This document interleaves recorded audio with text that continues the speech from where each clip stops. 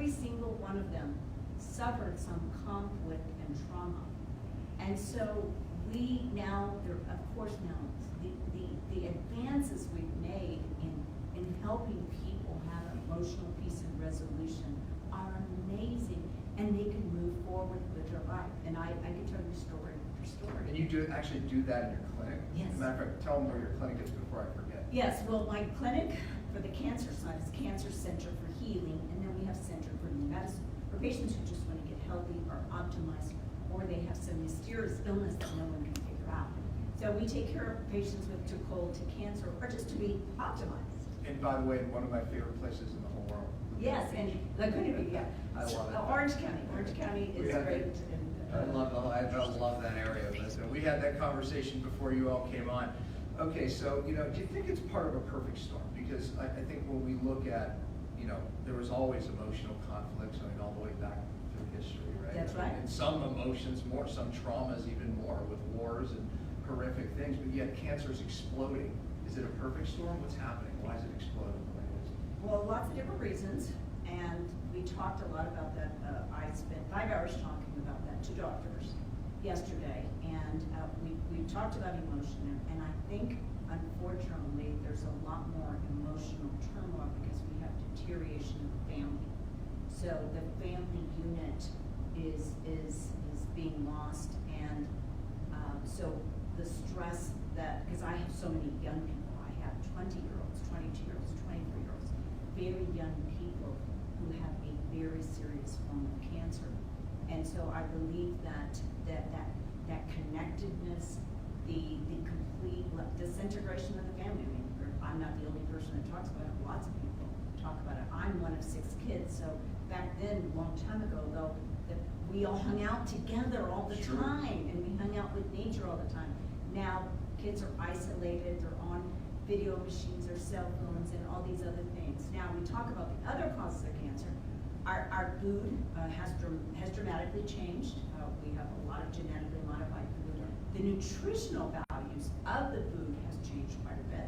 We have overwhelming toxicity, from toxic water to fluorine to heavy metals to irradiated food to everything in the air, water, and food that you eat. There is toxicity. You go into a new building and you have new building 6 syndrome. So, and then we have problems with the mouth. A lot of doctors forget about that the mouth is connected to the body. And we have now so much research that shows that heart disease and cancer is related to infections or root canals in the mouth. It's one of the first places that I look when I evaluate somebody who's mysteriously not getting well or sick, right here. We're going to be interviewing Dr. Tom Levy, so stay tuned for that in an upcoming show. Toxins, traumas, and thoughts, when you talk about the family unit, that's where, when you have a good family unit, we're developing thoughts, positivity, that love, like you talked about, and toxins, traumas, thoughts, when you put those 3 together, it's a perfect storm. Science shows that affects our DNA, that affects the proteins we make, that affects who we become and who we are, and that's what you're seeing today. Right. Well, I tell people, we now know that emotional DNA is inherited 9 generations back. Absolutely, yeah. So, and I don't want people to think like, oh gosh, I'm not a good person, I'm bad, etc. It's not that. He has problems, I've had problems. I've been working on myself for years now, because it takes years. I heard another doctor yesterday. It does take years. So does the detox, by the way, emotion. Cancer doctor talked yesterday. He says, I started 4 years ago looking at my emotional balance. He takes care of cancer patients for 28 years. And I decided probably 15, 16 years ago to start detox. I call it purification. Detox. It's like, oh, detox. Every patient looks at you like, oh my God, what am I going to do? So I say purification. They think they're an angel. And so, but the emotional part, I really started probably really hard. I mean, I know I was 40 when I started, but then I really, really delved in probably about 7 years ago. But it's been a process. Everybody thinks health is an event. It's not an event. So glad you said that. This is a process. So don't think you're just going to get yourself well in a day or Right. 2, and you're going to go on this eating program, and you're going to do that. No. And it's a way of life. And don't be hard on yourself. You're gonna eat a cookie, or you're gonna eat a piece of chocolate, or you're gonna eat something, and then you're gonna like, oh my God, you beat yourself up. No. And we call that feast days. We're good with that. Yeah, exactly. Fun days. That's right. So it's a process, and it's also an evolving process. So self-mastery takes a long time, and if you've got it all figured out, then you don't need to be here. Yeah, I'm not the expert in the emotion stuff, but yet I recognize it.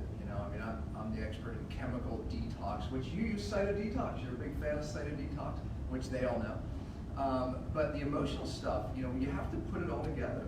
Like I said, if you're not addressing all of those, and here's the thing that frustrates me on my end. Oh, I detoxed heavy metals, or I did detox 2 months, 3 months. It's a process.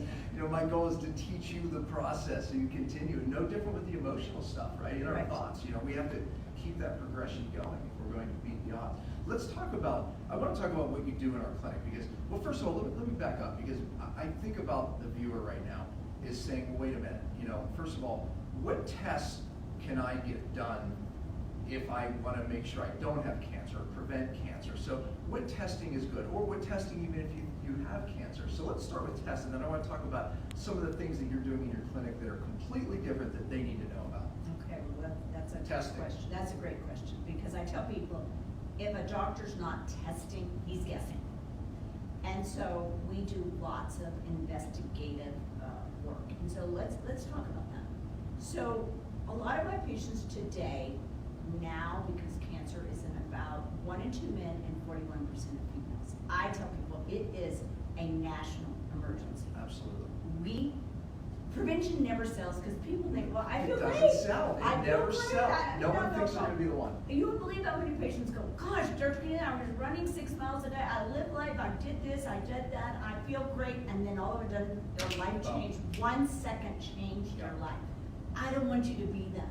I want you to have the peace and comfort of knowing, like, look, I've gone to a doctor. I know. But people don't realize cancer takes 10 years to develop. Absolutely. By the time it's seen by an ultrasound, an MRI, a CT scan, or a PET scan, okay? Oftentimes, it doesn't have symptoms. It's insidious disease.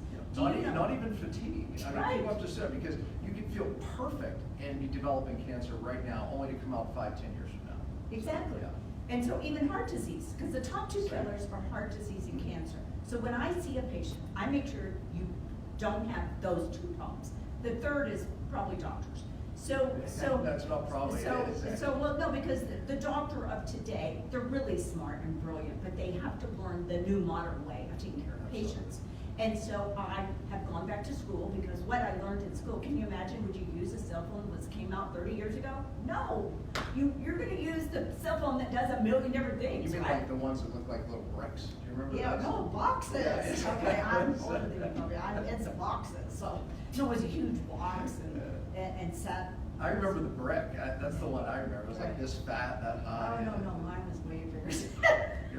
Anyway, so when they were strapped on walls. So, but I actually. always use that analogy. Like, would you use an old cell phone? I use a great little new, cell phone. So you would too. So why wouldn't you use the new modern way of cancer? And guess what? Medical knowledge is doubling about every 9 months. Okay, I can't even keep up. That's why I have an amazing team. You go to this conference, you go to this one, you go learn this, and then we collaborate together because united we can deliver. So if you come into my clinic, and a lot of patients come to me like, Dr. Connealy, my mom had cancer, my sister had, my brother, all these people had cancer. I want to make sure I don't have cancer.